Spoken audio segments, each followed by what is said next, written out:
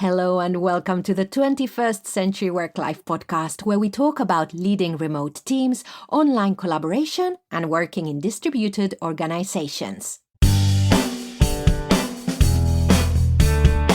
This podcast is brought to you by Virtual Not Distant, where we help managers and teams transition to an office-optional approach. Find out everything we do over at virtualnotdistant.com and check out our show notes and pictures of our lovely guests over on the podcast page. It's great to have you here, listeners. Let's get on with the show.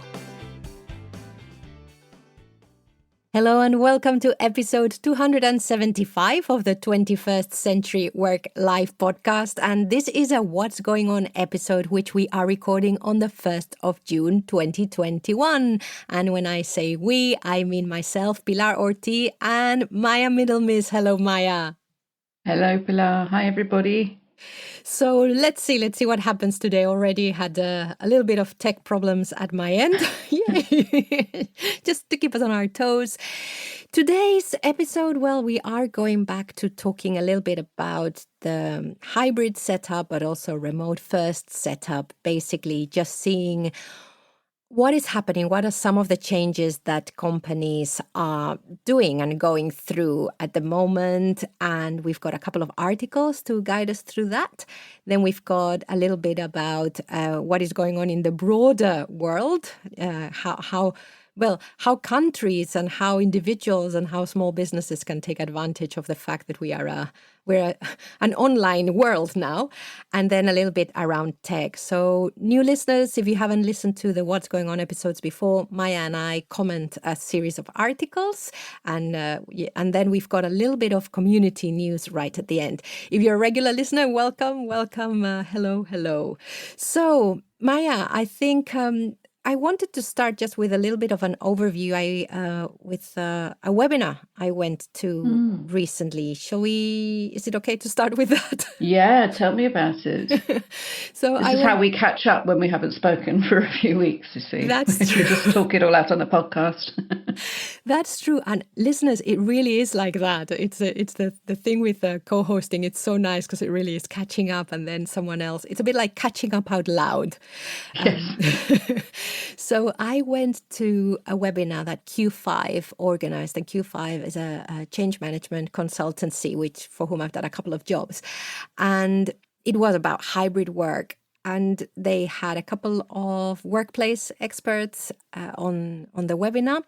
And in a nutshell, I was really pleased because the overarching theme was there is not one way of doing hybrid. We need to be considering the culture of the organization when we start to design for a workplace where some people are co-located and some are not. And also, not just, but consider where the company or the organization was before COVID. Because is that there is still a sense, whether we're going back to how it was before or not, there is still a sense of going back. So I think it's important to know what that back was like. And maybe not to idealize it. I think just this whole thing has got so complicated emotionally with this kind of nostalgia for what we had before. And we don't have a time machine here. We have to start from where we are in terms of what we're building. It really matters what was there before, but we have to take account of it and allow for it as part of our planning, but not necessarily try to recreate it, because that's simply not going to work.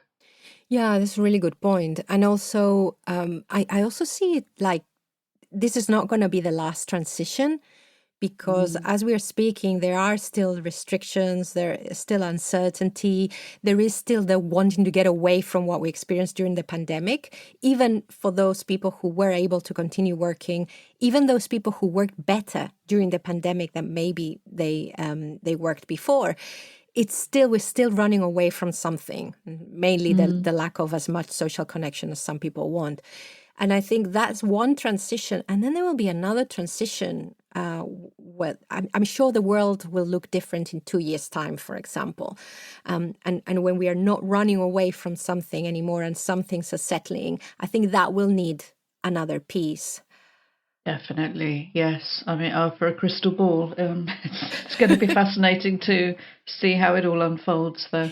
Yeah. So, and then one point I wanted to pick up also, just something that was sparked off by the webinar, is that we really need to understand the conditions in which remote work, and specifically, of course, working from home, has been carried out during the pandemic. And we've been saying this all along, as well as many remote work advocates have, that the remote work that people experienced during the pandemic was not the remote work we've been advocating for.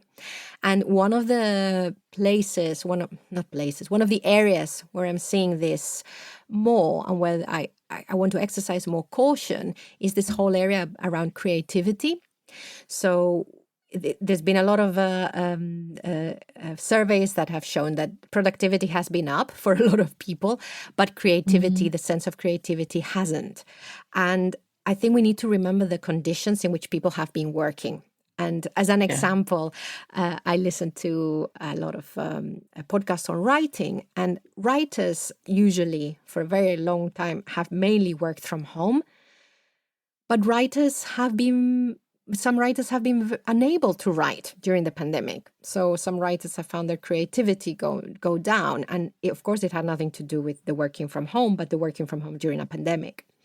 And I mentioned this because there was an example in the webinar how creativity had like people thought their creativity had gone down as individuals and team within Blue Zoo. They named a company. It's an animation company, and I happen to know Blue Zoo because they're the people who behind Go Jetters. And I remember going to their office. Yeah, when she named them, I was like, okay. And I thought, this is where we need to be so specific when we start to look at what other companies are doing, and even why things are happening in our organization. Because the person talking about this example said that their perceived creativity had gone down. Now, Blue Zoo also, they, as far as I understand, they have their own animation package. They have a very specific way of doing their animation. So they probably rely on in-house training and on a lot of mentoring and peer support and that learning on the job aspect. And that is difficult. That is more difficult to do when you're away from each other. Of course, they're animators, so they have lots of specialist equipment. So being with a nice monitor and everything you need and your space when you're in the office to do this is very different to being in your kitchen. And they also have quite a young workforce. So it just reminded me of how, when starting to design our plans, how we need to be looking at the specifics of how our people work. It's not just about location. Yeah. Definitely. It's really interesting about writers and being less creative. I think it just comes back to this whole thing of how everybody's been affected in different ways and so unevenly. And there's something about lockdown that has restricted our perspective. And it's very easy to kind of think that what we experienced was what other people experienced. And this whole kind of same storm, different boats metaphor is never more applicable here. For some people, it was peaceful and quiet. So it was a break from the office. For some people, it was hell on earth. For some people, it was a weird suspended kind of limbo where nothing got done. And other people are already feeling kind of that they wasted. I've spoken to somebody recently who was feeling really frustrated that they hadn't done more with lockdown. And, you know, there's all this kind of hustle porn about, well, if you didn't write your novel or learn a language or something, then it's never been about time. And that's just so unhelpful and so destructive and doesn't take account of people's well-being and individual experience. And yeah, I hope that maybe in a couple of years, whatever the work environment looks like, hopefully the conversation will have continued to mature and shape, and we'll be able to reflect a bit more meaningfully and make allowances for other people's difference of experience.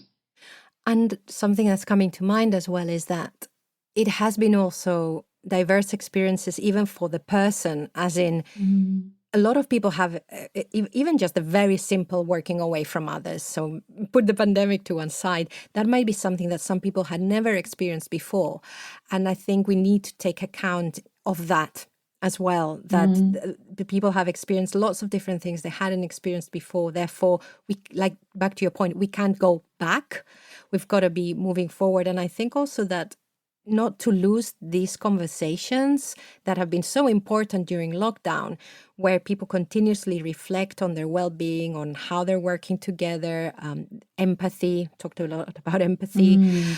And when now, if we start to use the space in a different way, these conversations have to continue, because again, this is adapting people. This is a new experience for a lot of people. The fact that we used to work in the office or we used to work away and now we are somewhere in the middle, that's a new experience. So yeah, there's a lot of work to be done. And there's a lot of thinking about stuff also. So I think that organization, well, the individuals definitely are thinking a lot about this, and I think at an organizational level as well, I can see that people are really starting to, how do we do this and how do we keep the conversation going? Yeah, and it's sort of, I feel like we're on the brink of incredibly positive change in so many cases. We've just got to not mess it up. got to do it right.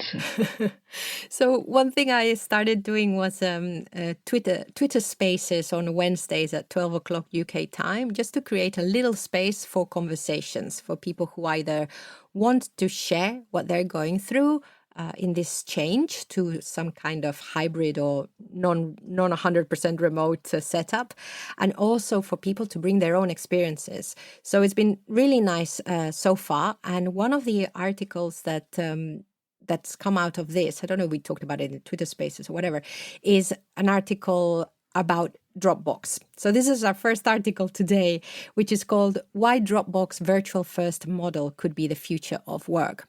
And why I was referring to the Twitter Spaces is that in the first one of those sessions, the thing that came out is we want to hear how people are doing it, just so that we can enrich our perspective as well as we've seen, not to copy what they're doing, but to get us thinking differently.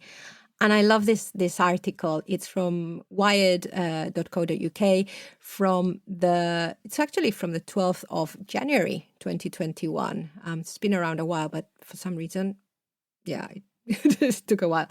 And it is about how Dropbox, which is of course a company that has a tech product, an online product, but they weren't a remote company. So they're also having to think through. So Maya, do you want to start telling us what you liked most? I think that's really interesting that you were pointing out that Dropbox weren't working remotely before, because they're one of the brands that I associate with cloud-based software and distributed working for probably more than a decade. I think I've had my Dropbox account. It's always been about the ability to have your stuff from anywhere. And I really I think you're right, this article's quite old, but I think that the thing it links to, the Dropbox Virtual Toolbox, has really had so much work going on. It's got much more in it now than I think even when this article was written.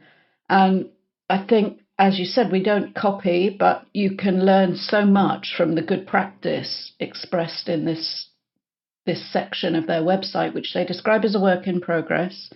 I really like the emphasis, the fact they're talking about virtual first. They're not talking about working from home or working from the office. They're talking about making the digital experience right, and then the location becomes secondary to that. And you can decide to be where you want to be, provided you optimize getting the virtual bit right. And there's so much good stuff in here they recognize the first section of it is about mindset and making that shift. They recognize it's about that first. It's kind of unlocking that virtual approach to life and decoupling it from a place. And then you can start to build all the other stuff around culture and how to do it. And I just think there's so much good in here, and I can see they're still adding to it. So I think this is a set of documentation we'll all be referring to for a long time. They've got stuff for managers in here as well, which is really important. And they've kind of put that all in the same place, and they've made it all public. So you're talking about the Virtual First Toolkit. Yes. Okay. So one of the things that they've done is they've made their toolkit public. So we'll put Maya will put a link in the show notes so that you can. Oh, it's going in my bookmarks already. So I think you're right. This whole thing around mindset is really important, and I like how they say that the name of the model isn't work from home first. And I'm so glad that they make that distinction, because we still hear people when they're talking about, I mean, this was the case even before the pandemic, when people are referring to remote work, what they're actually assuming is that it's working from home, whereas we know that it's broader than that. And they say here that the name of the model isn't WFH first. If employees wish to work virtually from a co-working space, that's fine. And Dropbox will cover a membership pass as a corporate perk. So loving that. Yeah. And of course, so what I found interesting is that they've really redesigned what location they offer their employees. So we're already saying, okay, we're offering you not just to work from home, but actually wherever. And we're also giving you what they're calling the Dropbox studios, which, as I understand, are mini offices for their employees. And now this is where I find it that the complexity of this, you can see how as soon as you get into the detail, you can find the complexity. So this is what they're doing. They have said that these Dropbox studios are for what they call collaborative work. And I'm saying what they call, which I think that what they mean by that is tasks that are done better when you're with other people in real time. So for synchronous work. And the reason why they've got these Dropbox studios is for that. But what they're saying is that no independent work should be performed at the studios. So basically, if you can use the studio if you're going with another person and you need to be together to do your work, but don't go in just to do your own work. And the reason why they've done that is that so that presenteeism and inclusivity issues don't start to rear their heads. They're really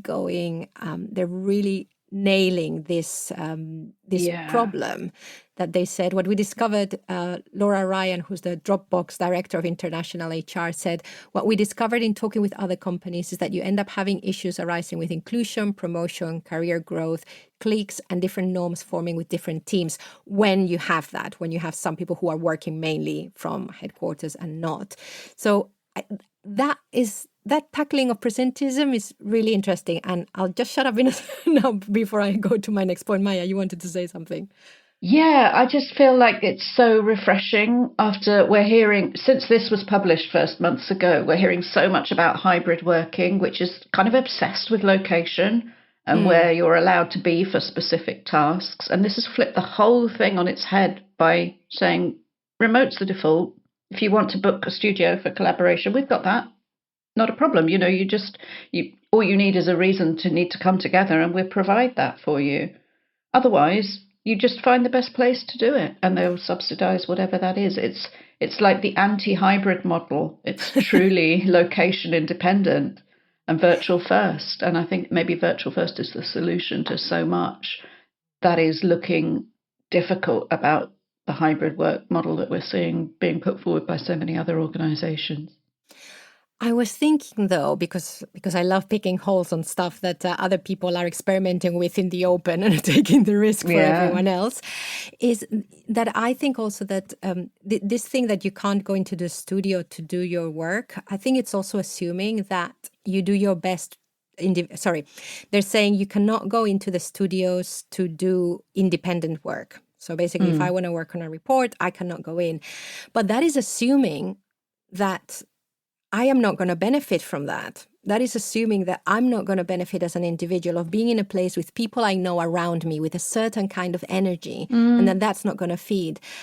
So far from being a criticism, I think for me, this is an example of assumptions that we're making. It is. And the complexity of this, because we can see exactly where they're coming from with this, that they don't want people coming in and working next to each other on independent staff just to show up. Yeah. And they don't want to have people who come in and people who don't. But exactly as you said, there are lots of people who would do certain kinds of independent work very well in that environment.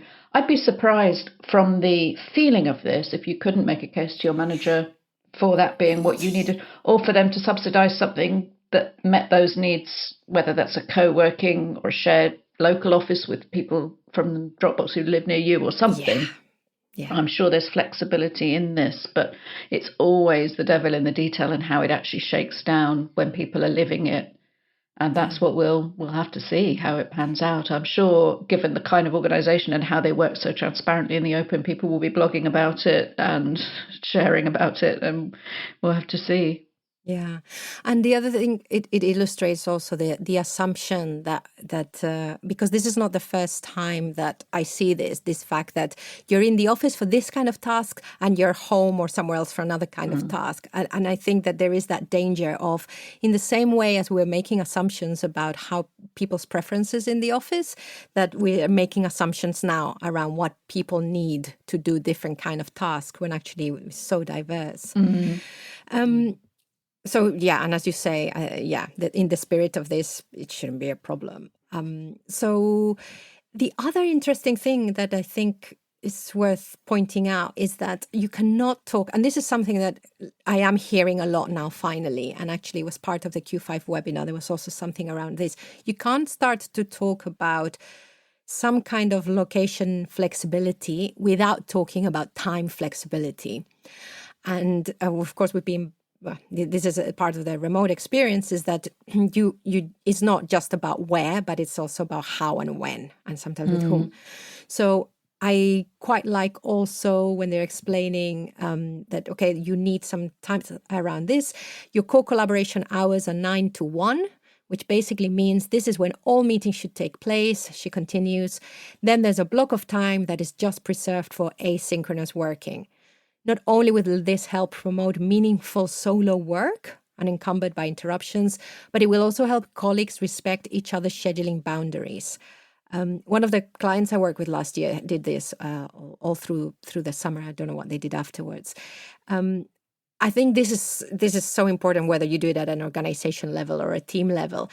And I think this reminds me of Dropbox, where always the example that I give, where Wednesdays they had a no meetings day already. So it just goes to show they've already, thinking back to the webinar where they said, where does your company come from? Like, where was your company before the pandemic to help? They were already there. They were quite advanced in this kind of thinking already. And even if a lot of them were location dependent, they'd already started to think about how we collaborate and how we use time.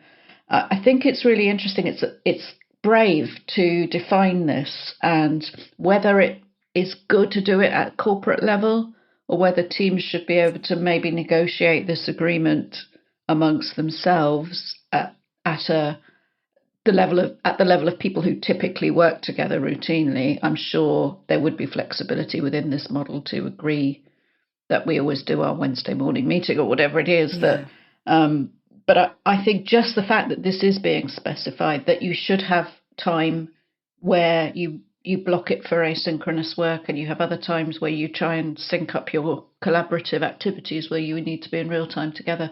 I mean, this wouldn't work for me at all because I write in the morning, and Pilar, if you try and book me in my calendar, it looks like I'm not there in the morning because I only do collaborative stuff in the afternoon, because my brain works the opposite way to this. So I'd struggle with this setup, but I'd also, if I saw it, if a client brought this to me, I'd be really impressed that they thought about it and that they kind of had that conversation internally about how are we going to protect asynchronous collaboration and stop messages piling up during, because I love the idea that if it's truly asynchronous, you shouldn't come in at 9 o'clock in the morning and see 200 emails sent the afternoon before, hopefully. Yeah, and also in this way, also, if you've got, and going back to your point, how this is about mindset, if you start with the point of, okay, there's work that I need to do on my own and there's work that I need to do with other people, even if it's asynchronously. And then you start to separate that, and then you become more mindful of other people's spaces as well. And the space is not just we're having a Zoom meeting, but like you say, is do I need to be dropping this message? Is this message really necessary? So yes, I think also in making this decision, which, as you say, we need to be flexible about even that because of different people's preferences, and that's always a conversation. At the same time, it gets us thinking, okay, there are these times when actually we are going to just try to get on with our individual tasks, whatever that looks like. And like you say, without thinking, we're going to come back to a pile of messages. Yeah, because you really should block that into your morning. I think they'd have to be quite specific about how you use those different blocks. But the only other thing slightly nagging at me is that calling it core collaboration hours, because it implies that collaboration doesn't take place asynchronously in the other bit, where it's core sync or real-time hours or something. It's just semantics. I think that's a battle that we're going to continue fighting for a very long while. Yes, yes. But yeah. So I thought the other interesting article around this, I mean, it doesn't have a lot of information, but I just thought as an article for guidance was quite interesting. It's from BeBetterRemotely.com. It's based in New Zealand, and they've got a major New Zealand bank makes working from home model permanent. Right. And I don't know if you've got the link, Maya, because I've noticed I haven't put it in the description, but put it below. Yeah, I've just found it in the checklist below. Yeah, so we it's just really to point listeners to it. Basically, it's so this week I'll just read a major headline in the New Zealand Herald announced that the Bank of New Zealand were cutting 30% of office space as they made the working from home model permanent, and they're not alone in making this move. This is interesting. Again, going back to where this company was before the pandemic, the Bank of New Zealand have long been bastions for remote work, as they offered the use of the B&Z partner centres for customers to use for remote work and meetings. And then the writer says, great spaces that I have utilised on many occasions around the whole of New Zealand. I think Santander also had this. They were doing that, I think, but I don't know if here or in Spain, I can't remember. So interesting. Of course, why not? The organizations have also decided that actually we could cut down on real estate. So there's no more news. Then it's a really interesting article on terminology. It's nice to hear one from the other side of the world. Yes. Occasionally. And also, interestingly, in a country that didn't really have a lockdown and forced working from home, but is kind of picking up the global vibes that this is how we're going to do things. Yeah. Yeah. So yes, listeners, do have a look at that for different terms, like, and again, she talks about working from home. The term is mostly self-explanatory, but it's important to distinguish from remote work. So again, it's a lovely article by Shireen, I think is her name. Anything else you want to say from about that article, Maya? No, it's not. It's quite interesting that they're really digging into defining the terms. Mm-hmm. Because this is an article about what a bank is doing, but instead of just kind of talking about the bank and their decision making, they've gone into defining hybrid and all remote and so on, and being clear what assumptions shouldn't necessarily be implicit in those terms. So that's very useful, I think, and in terms of maturing the conversation. Yeah, and she does say changing. I don't know if this is something she explicitly says or just my note, changing the language from using the phrase working from home and using instead remote work. I think this is her words. It's in the article, can make a huge difference. So using remote work instead of working from home, because it gives employees choice rather than imposing a decision on where they will work. So it's work from home or the office. Well, okay, let's see, have we got any other options? Yes, and let's give that choice. Well, the phrase that we've used for a long time at Virtual Not Distant, office optional. Oh, yeah, yes. Because I think we just have to keep reminding people that we have all got a little bit locked down in our heads, and this next stage should be about choice. Yeah. Now that we can have it, we've been choiceless for a very, very long while. So, so thank you, Sharing Height, for that article. Great. So, that's good. So that the hybrid conversation is still there, and because of the scale of it, it's just bringing up a lot of stuff. So thank you for these articles, for the people who are putting articles out. Listeners, do let us know, virtualnotdistant.com, if you come across any articles that highlight any of these, any articles that are as specific as Dropbox, because they covered everything. They covered mindset specifics, and as soon as you dig down so deep, you can really, really get the conversation going. So do share them with us so we can share them with listeners. virtualnotdistant.com, or on email, I'm Pilar, Pilar, @virtualnotdistant.com. Right. So from the right now to the what else is going on in the world of work, Maya, this article this news looks very interesting.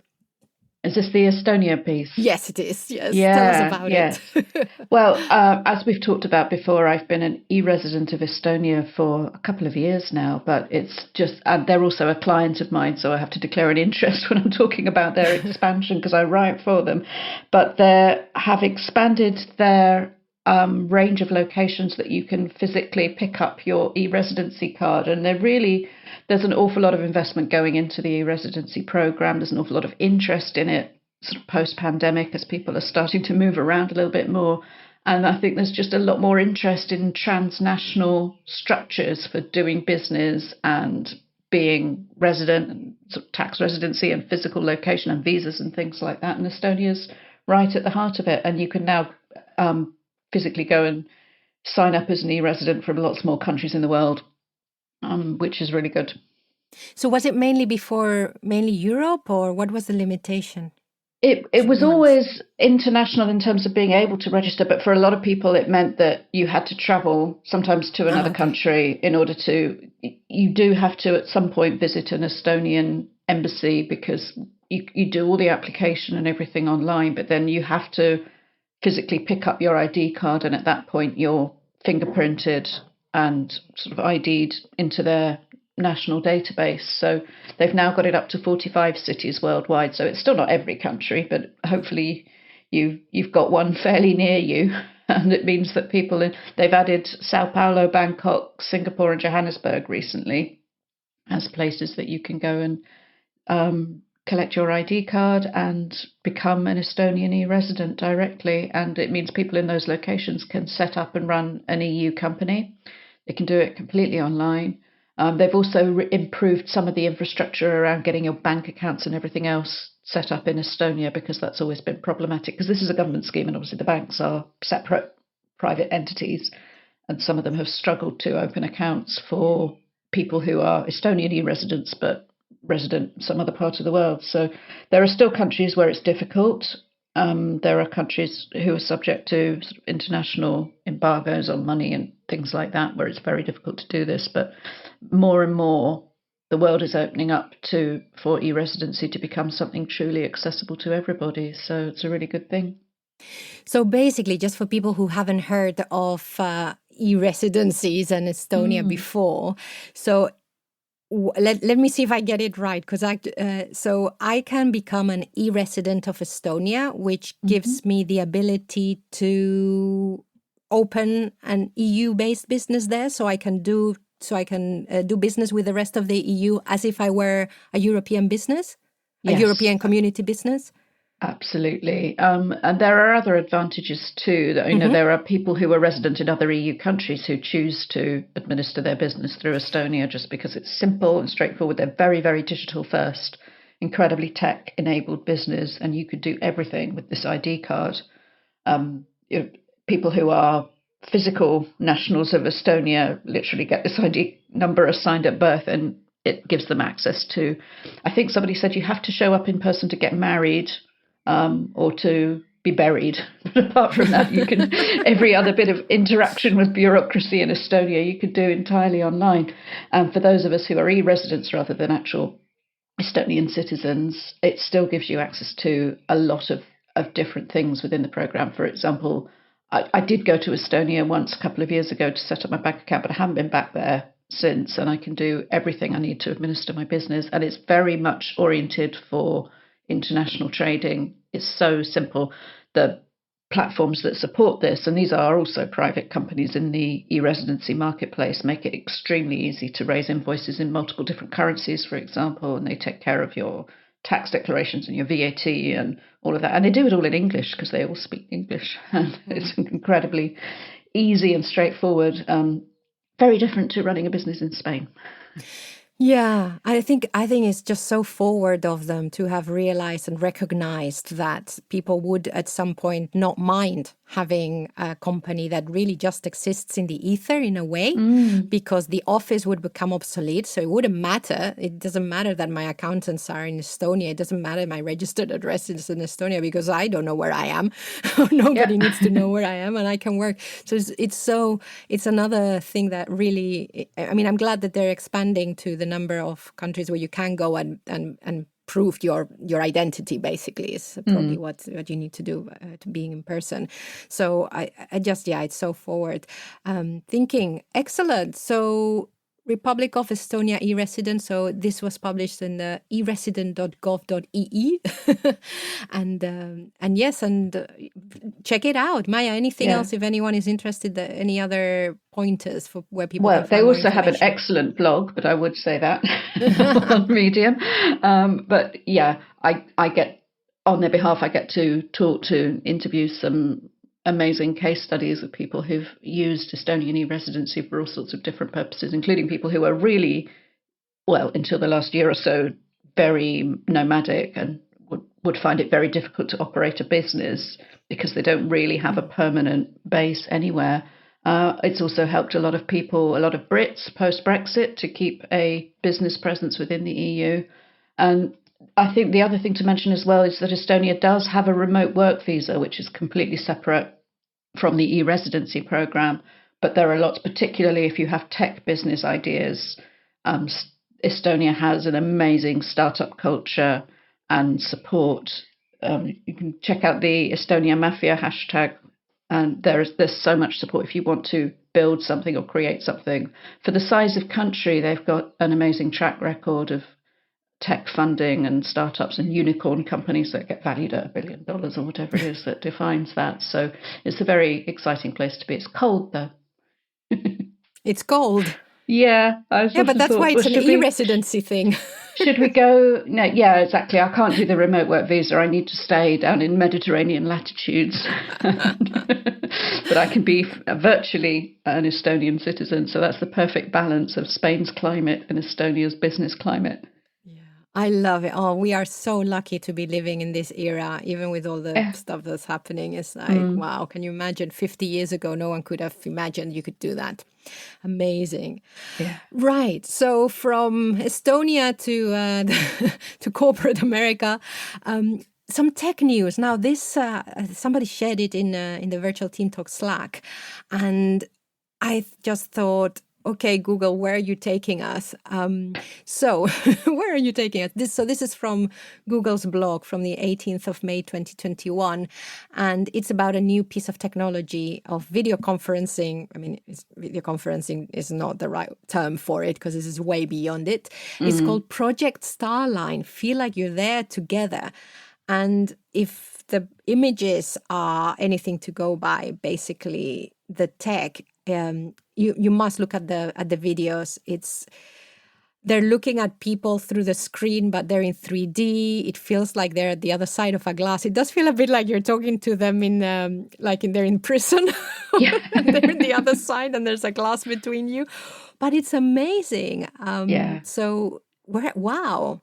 Yes, I think this is where we're going to see a lot of changes in the next couple of years, because this isn't the only project that's getting funded now to kind of try and address this idea of presence virtually. We're very good at one-to-one or small group video conferencing. The Zoom thing works okay, even though we've all acknowledged there's something really weird about looking into somebody's head for hours on end. And we've got used to it now. We can turn our cameras off. But this sense of somebody really being there just through the glass often just doesn't quite come across with that. And it's just really interesting, the work that's going into this to create a more three-dimensionality and this idea of distance and presence. There's another project that's been funded recently for group events where you can hear, if you see a group talking, you can approach them and the volume gradually gets louder as you get near the group. And just little tiny things like that to create this sense of distance and presence virtually, I think is where we're going to see some of the greatest breakthroughs. And all this is obviously occurring in conjunction with global 5G rollout and the kinds of speed and data transmission and reduction of latency that's really going to complete the illusion in our brains, I think, that we really are, they're just over there as opposed to the other side of the world. It's so interesting. What I find really interesting is that, and probably because of lockdown, the focus of this article, of this blog piece, is on family. So it's not even around work, because the image is a woman with her kid, and it looks, and I think that's really something that it has taken the lockdown to really get people to think, actually, you can use technology to feel closer to your family. This is not just for work. So I find that really interesting. Yes, bringing the emotional component into collaboration is something that we didn't sort of bother with before when we called it video conferencing. Yes. And we did it, it was very much a meeting and formal. Whereas now maybe there's just a sort of greater acknowledgement that it's a real emotional connection you can develop when it works, and it's great. So it's really, there's more emphasis going into that now. So that's an excellent thing. And what will probably happen is what happened with the video meetings arena, which is at the beginning only a few companies could afford it, and you needed a whole room and stuff. And then at the end, it's just on our phones. So they say Project Starline is currently available in just a few of our offices, and it relies on custom-built hardware and highly specialized equipment. We believe this is where person-to-person communication technology can and should go. And in time, our goal is to make this technology more affordable and accessible. So it's part of your G Suite soon, I'm sure. Well, they do say that, including bringing some of these technical advancements into our suite of communication products. So yes. Yeah, I think we're going to need better hardware, but that's coming all the time, and that's so competitive at the moment. So it's just going to be super interesting to see where this goes. And another thing I saw recently, and I kind of meant to put a link in here, but I've been away for a few days, was that was a complaint. It was a London-based an IT company saying people are coming back to the offices now, but we're having to upgrade our communication bandwidth and everything because people are coming back and they expect to be on video all the time.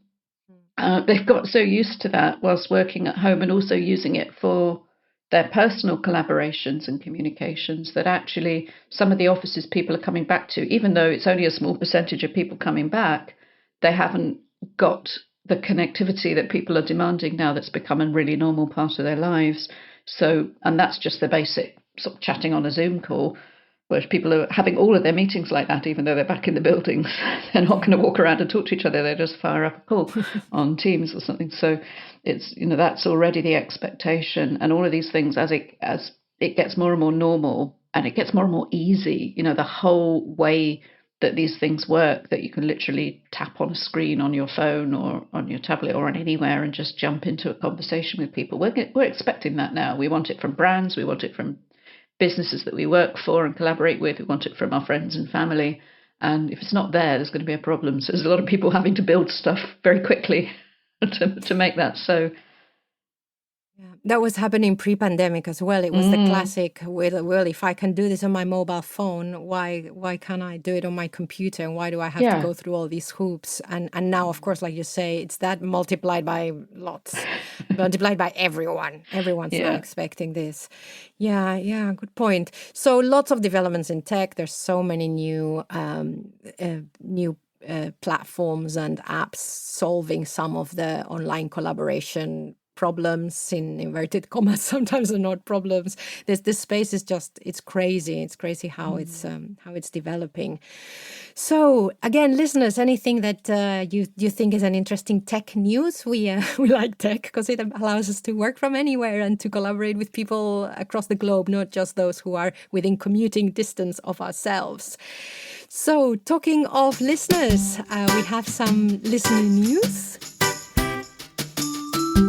You can connect with other listeners by sharing your thoughts via our contact form at virtualnotdistant.com.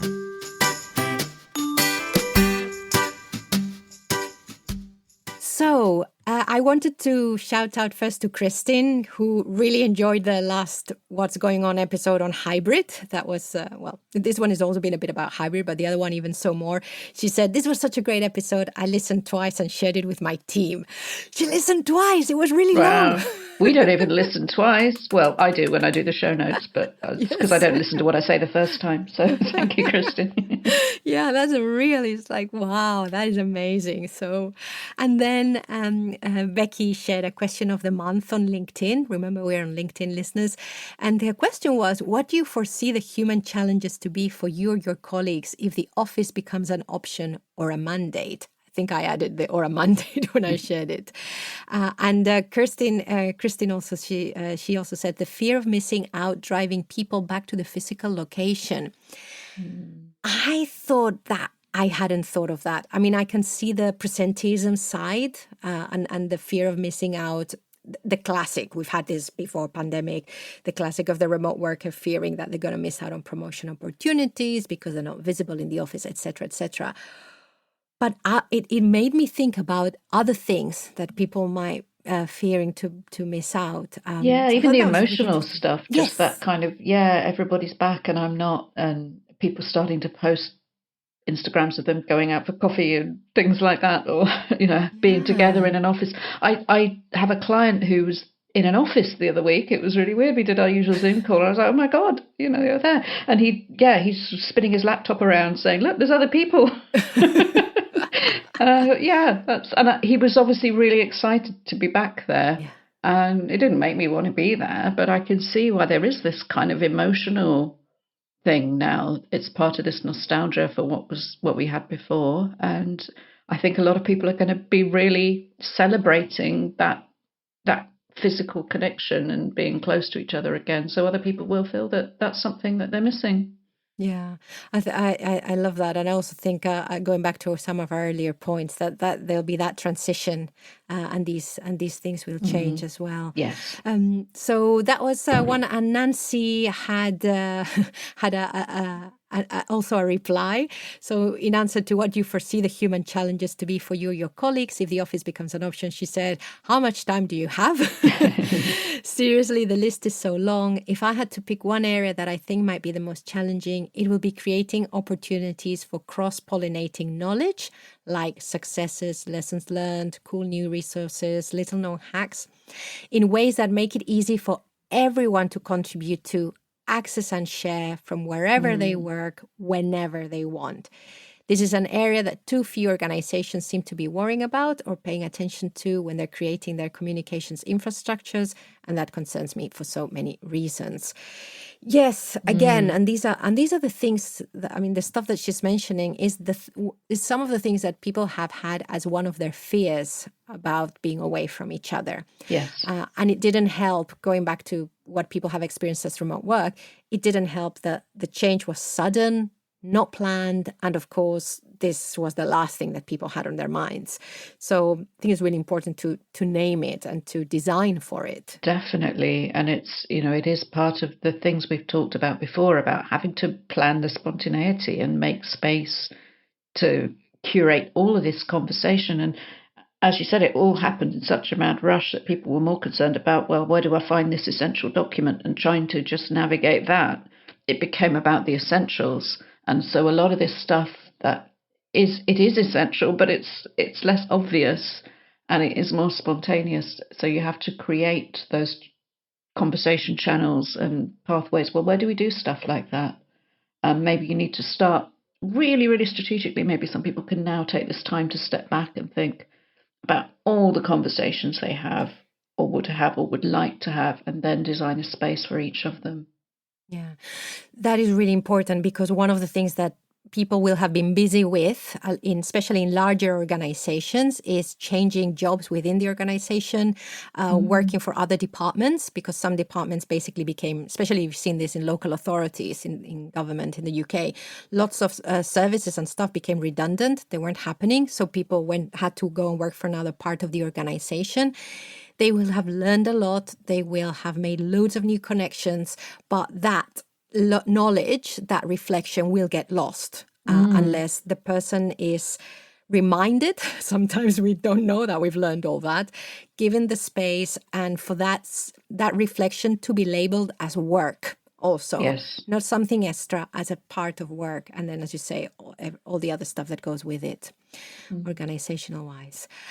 And just to wrap up, listeners, I will wrap up saying that remember that we are starting a podcasting for connection service, which is designed precisely to help amplify some of these conversations, to help more people access some of this informal knowledge. And an audio conversation or an audio piece is somewhere where that can be captured and then be made accessible to more people. So the page might be up by the time this goes out. So look out for it, listeners. Before I rattle out all the calls to action for the podcast, Maya, anything else you want to say to our listeners? No, just keep talking to each other as you go through this transition. This is as big a transition as the one we did last year, this shift to hybrid. So keep that conversation going and talk to us as well. Pilar's going to tell you how. And even if you are in a fully distributed company or whether you've been a remote worker yourself, it will be different. It's feeling different already. So again, take that opportunity, take that time for yourself to really relish what you're learning and let us know about it, as Maya said. So make sure you are subscribed to the show or whatever podcast app you use, and we should be everywhere. You can sign up to our monthly newsletter, which has reading and listening recommendations and a digest of our own content. And you can sign up at virtualnotdistant.com for that. We are on LinkedIn. On Twitter, we are Virtual Teamwork with a 0 instead of an O. And if you want to use good old-fashioned email, you can email me directly, pilar@virtualnotdistant.com. So listeners, thank you very much. I thought this was going to be a shorter episode because we only had 4 pieces of news. Yeah, right. Do send through your feedback. We'd love to hear from you. And if there's anything that you would like us to cover that we are not covering, let us know too. Thank you for listening.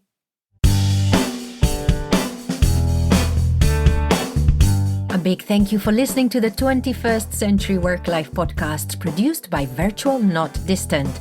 If you have something to add to the conversation, let us know through the contact form over at virtualnotdistant.com.